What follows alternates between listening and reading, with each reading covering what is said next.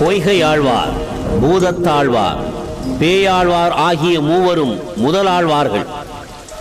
ஒருவருக்கு படுக்கை இடம் இருந்தால் அதில் இருவர் அமரலாம், மூவர் நிற்கலாம் என்ற மனிதாபிமான கதையை உலகுக்கு உணர்த்தியவர்கள்.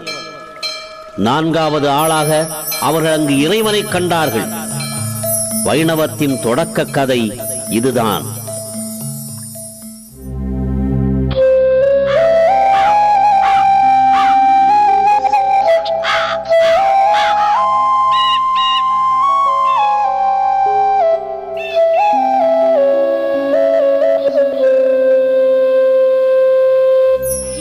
மக்கள் நல்வாழ்வு வாழும் பொருட்டு அதர்மத்தை அழித்து தர்மத்தை நிலைநாட்ட எம்பெருமான் ஸ்ரீமன் நாராயணன் பல அவதாரங்களை எடுத்தார். அன்னமாய், மீனாய், ஆமையாய், வராகமாய், நரங்கலந்த சிங்கமாய், குறளுருவாய் அவதாரங்கள் எடுத்த பெருமான் பரசுராமனாக, ராமனாக, பலராமனாக, கண்ணனாக அவதாரங்கள் செய்து இம்மானிட மக்களை நல்வழிப்படுத்த முனைந்தார். ஆயினும் தன் நோக்கம் சற்றே நிறைவேற இயலாத நிலையில் பழகிய மானை கொண்டு மற்ற மான்களை பிடிப்பது போல 12 ஆழ்வார்களை அவதரிக்கச் செய்து வைணவ பக்தி நெறியை பரவச் செய்தார் எம்பெருமான்.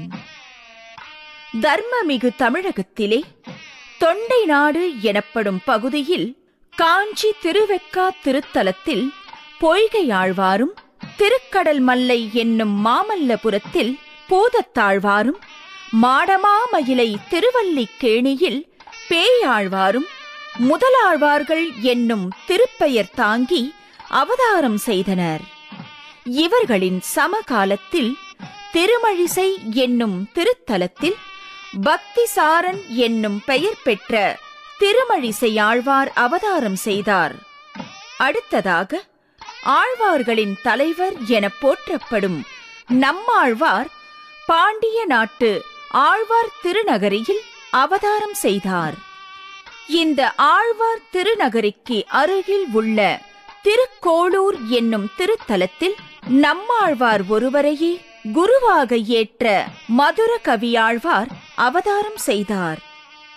இந்த பாண்டிய நாட்டில் தமிழக அரசின் சின்னமாய் விளங்கும் உயர்ந்த கோபுரம் கொண்ட ஸ்ரீவில்லிபுத்தூரில் பெரியாழ்வாரும் அவரது திருமகளாரான ஆண்டாளும் அவதரித்து பக்தியினால் பகவானையே ஆண்டனர். சேர நாட்டிலே திருச்சூரிலிருந்து சுமார் 30 கிலோமீட்டர் தொலைவில் அமைந்துள்ள திருவஞ்சிக்களம் என்ற திருத்தலத்தில் கொல்லிக்காவலன் என்று போற்றப்படும் குலசேகரன் அவதாரம் செய்தார். அவ்வாறே பொன்னி நதி பாயும் சோழ நாட்டில் வைணவ தலைநகரமாய் விளங்குவது திருவரங்கம். அதன் மேற்கே அமைந்துள்ள திருமண்டங்குடி என்னும் திருத்தலத்தில் தொண்டரடி பொடியாழ்வாரும், தெற்கே அமைந்துள்ள உறையூர் என்னும் திருத்தலத்தில் திருப்பாணாழ்வாரும், கிழக்கே அமைந்துள்ள திருக்குறையலூர் என்னும் ஆலி நாட்டு பகுதியில் ஆழ்வார்களில் கடைசியாக திருமங்கையாழ்வாரும் அவதாரம் செய்தனர். திருமாலிடத்தில் பக்தி கொண்டு தேனினும் இனிய செந்தமிழால் இவர்கள் பாடிய பாடல்கள் திவ்ய பிரபந்தங்கள் என நீங்கா புகழ்பெற்றது. இமயம் முதல் குமரி வரை திருமால் திருமகளுடன் குடிகொண்டிருந்த திருத்தலங்களை தங்கள் திருவாக்கால் பாடி அவற்றை திவ்ய தேசங்களாக ஆக்கிய பெருமை ஆழ்வார்கள் பதின்மறையே சாரும்.